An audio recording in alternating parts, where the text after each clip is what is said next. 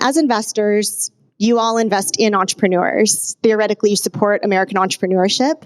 What role, if any, do you think VCs should have in shaping, advocating, supporting conservative economic policy in the country? Chamath? Zero.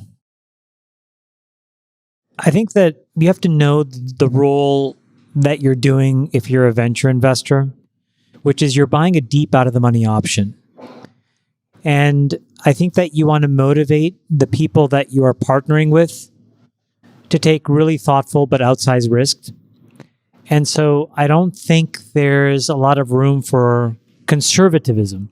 I do think that there's room for misallocation of capital.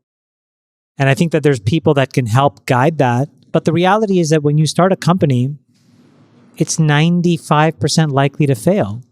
And the venture investor is signing up for a 70 or 80% probability that they lose capital, maybe a 10 or 15 or 20% chance that they get their money back, and then this small 5% chance that it becomes reasonable. So in that lens, I don't think that's where conservative economic policies really should play a role. I think you just kind of got to go for it. And if it's going to win, it's going to win big. And if it doesn't, you lose one extra money.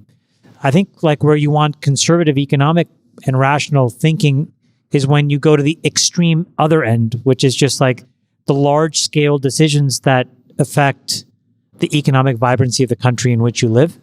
And there on the margins, you probably want to be more rational than irrational. But as a venture investor, I think you want to be irrational. But I also think you have to be very judgmental.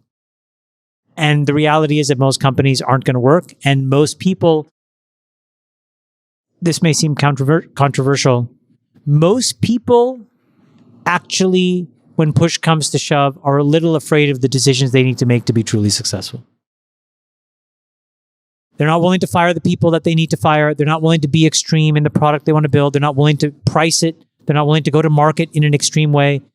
And it tends to be that these companies fail because of that. A lack of courage, a lack of conviction. I don't want to say it's a lack of courage or conviction because that's a very heightened word. I just think that when push comes to shove, most people implode with the pressure of making a very, very hard decision. Interesting. All right.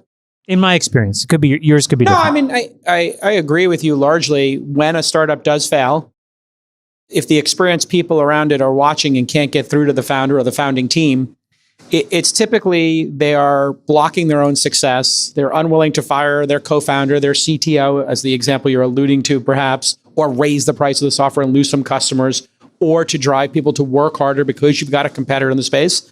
And that's why you see extreme people win in our pursuit. And I think there's been just a great fallacy that's gone on that you can have live-work balance or life-work balance, and you could have this nirvana where you have it all. The fact is the great companies are made by people who make great sacrifices, period, full stop. And if you're not willing to make the great sacrifice, you're not going to have great outcomes.